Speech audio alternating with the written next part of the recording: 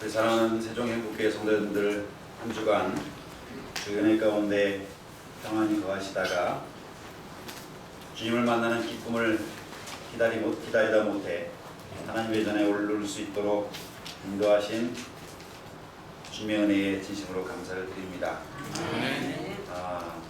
날씨가 많이 추워져서 걱정도 하고 염려도 했지만 우리 성도님들 가운데 불편한 소식들을 접하지 않아서 정말 감사하고 하나님께 영광을 돌립니다.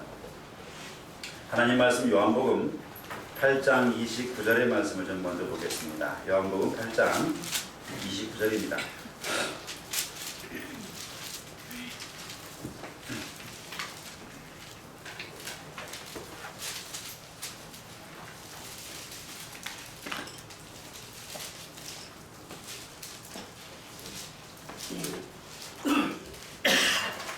요한복음 8장 29절입니다. 다 함께 읽을까요? 나를 보내신 이가 시작. 나를 보내신 이가 나와 함께 하시도다. 나는 항상 그의 기뻐하시는 일을 행함으로 나를 혼자 두지 아니하셨느니라. 아멘. 내가 항상 그의 기뻐하시는 일을 행함으로 나를 혼자 두지 아니하셨느니라.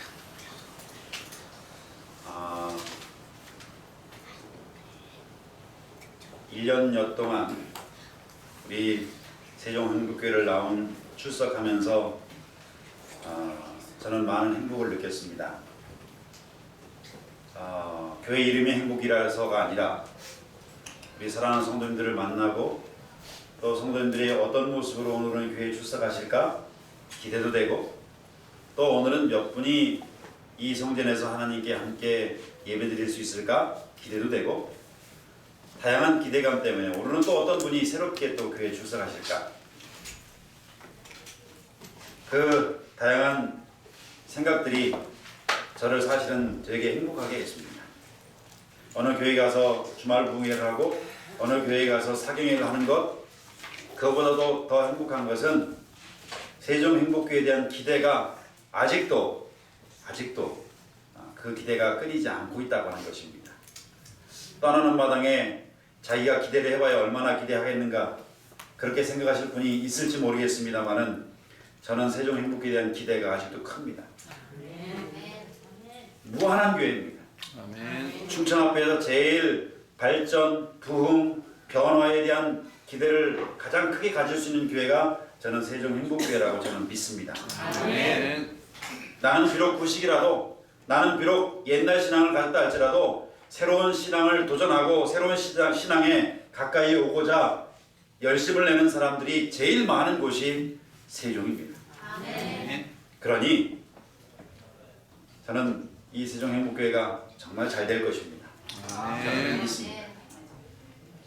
사람이 바뀌어서 잘 되는 것이 아니라 여기 계신 여러분들이 행복하고 여기 계신 여러분들이 기쁘고 여기 계신 여러분들이 희망적이기 때문에 이 세종행복교회는 희망이 있는 교회입니다. 현실에 안주하기보다는 내일이 다르고 모레가 다르고 한 달 후가 1년 후가 다를 것이라는 그 기대가 여러분들의 생각 속에서 떠나지 않는다면 이 세종행복교회는 주님 오시는 그날까지 정말로 행복한 교회가 될 수 있을 것이라고 확신합니다. 저는 반쪽짜리 목사였습니다. 그럼에도 불구하고 우리 성도님들이 너무너무 큰 사랑을 저희한테 베풀어 주셨어요.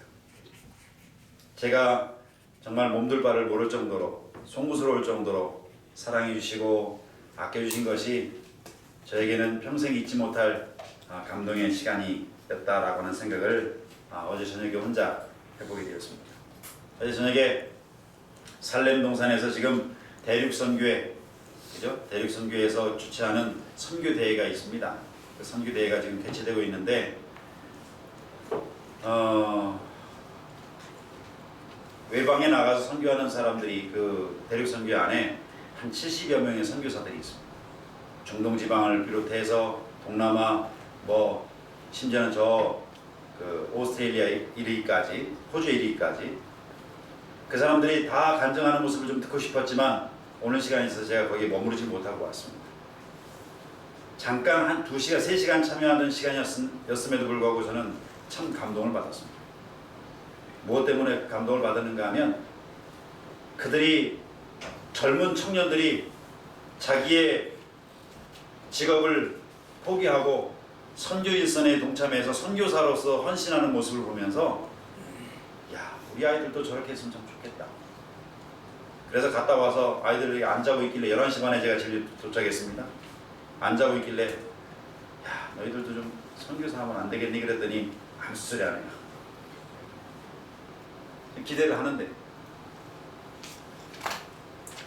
그들이 모두가 하나같이 그렇게 하면서도 기뻐하고 행복해하는 모습을 보니까 제가 행복했습니다. 그들이야말로 하나님께서 기뻐하시는 삶을 살아가고 있구나 하는 생각을 제가 나름대로 해보게 되었습니다. 예수님이 행하신 모든 일들은 하나님이 기뻐하시는 일이었다고 성경은 말합니다. 모든 일은 하나님의 뜻대로 행했다고 성경은 말합니다. 여기 본문의 말씀처럼 내가 항상 그의 기뻐하시는 일을 행함으로 나를 혼자 두지 아니했다. 예수님께서도 이 땅에 살아가시면서 혼자 사시지 않았습니다. 혼자 사시지 않았다는 이야기는 하나님께서 함께 했다는 얘기입니다.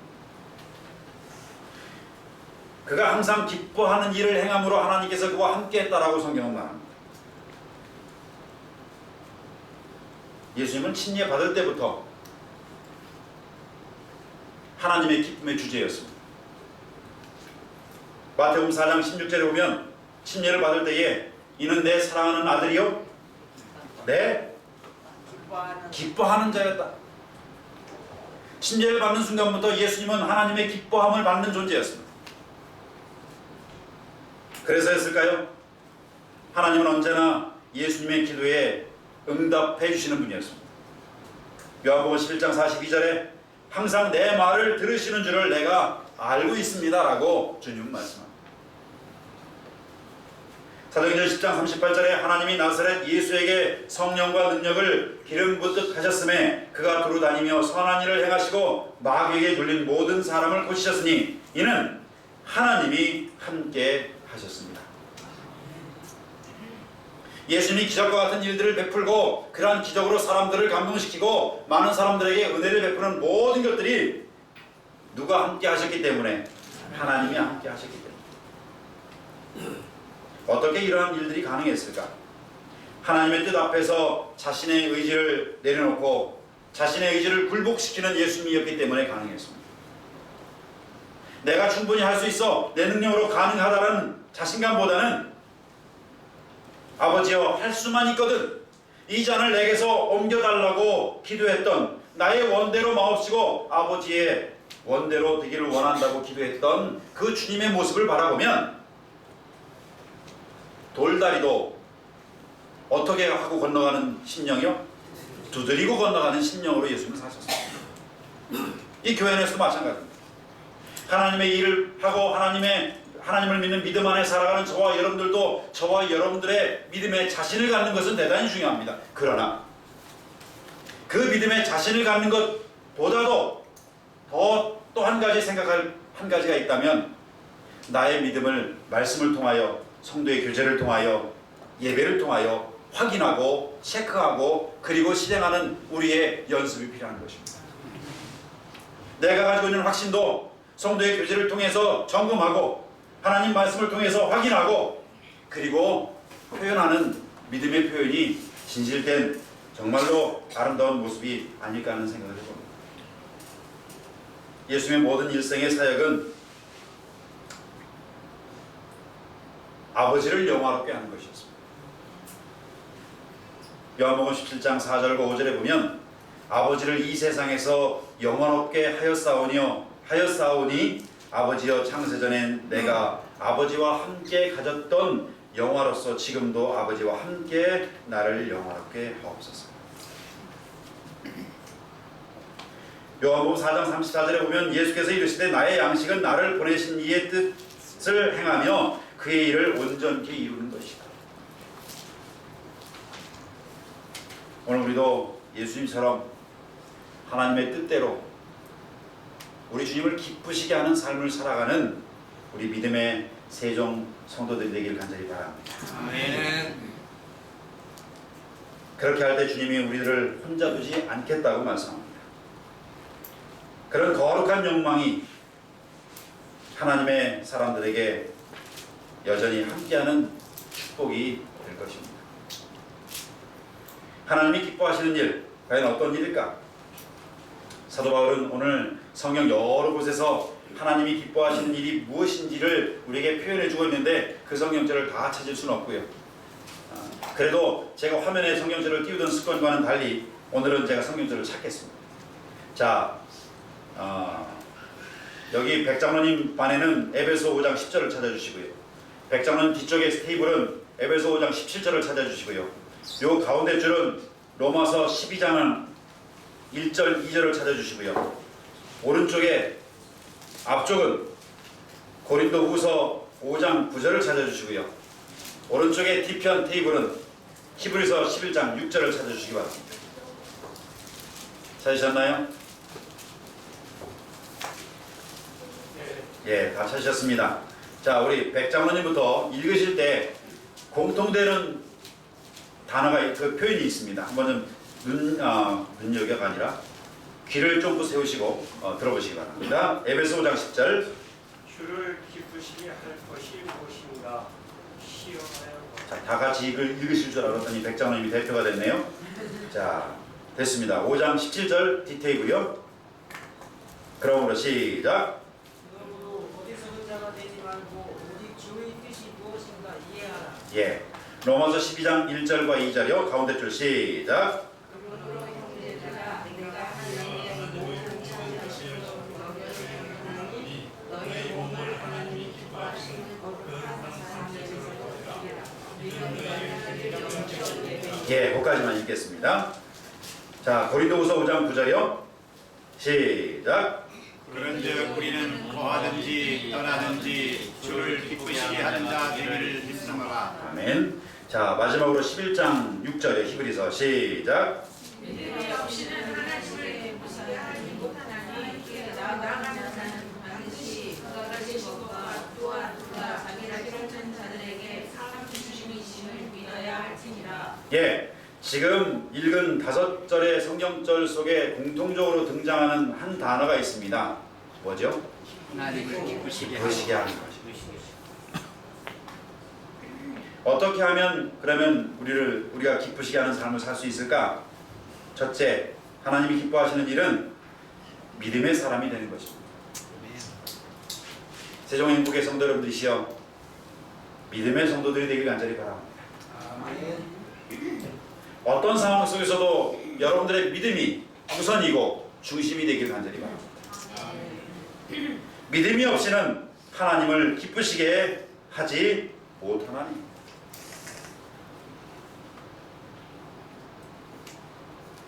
어느 등산객이 그 전에 이 말씀을 좀 드렸던 기억이 나는 것 같기도 한데요.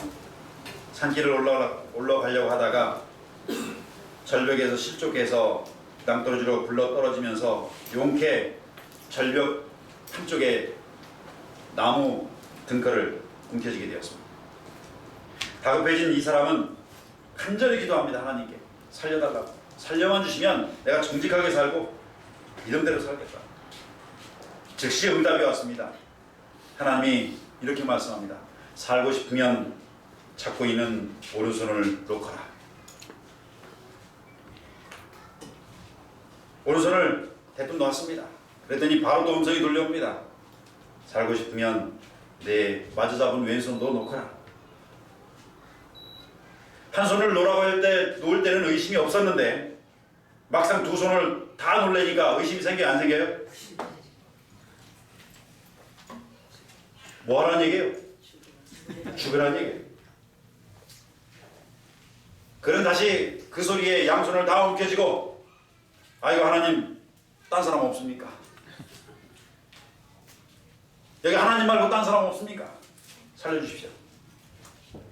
그러나 그 캄캄한 밤중에 누가 그 사람을 구해주기 위해서 기다리고 있는 사람도 없었습니다. 발버둥을 치던 그는 결국 추락하고 말았습니다. 그런데 죽지 않고 용케 살았습니다. 왜냐하면 불과 떨어진 높이는 30cm밖에 되지 않았습니다.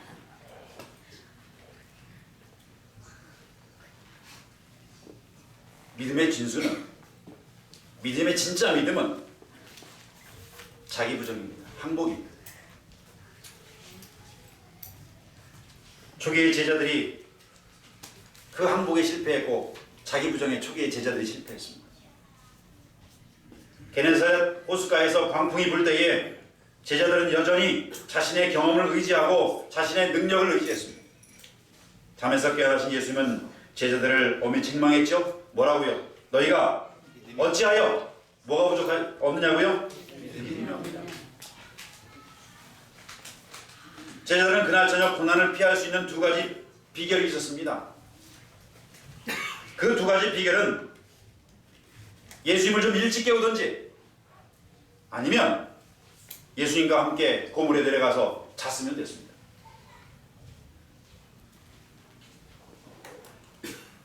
자지도 않고 예수님을 일찍 깨우지도 않고 자신의 힘으로 모든 것들을 감당하려고 했던 그들에게 예수님이 하신 말씀입니다. 어찌하여 믿음이 없냐. 여러분들, 우리가 이 생을 살아가면서 예수 믿는 사람을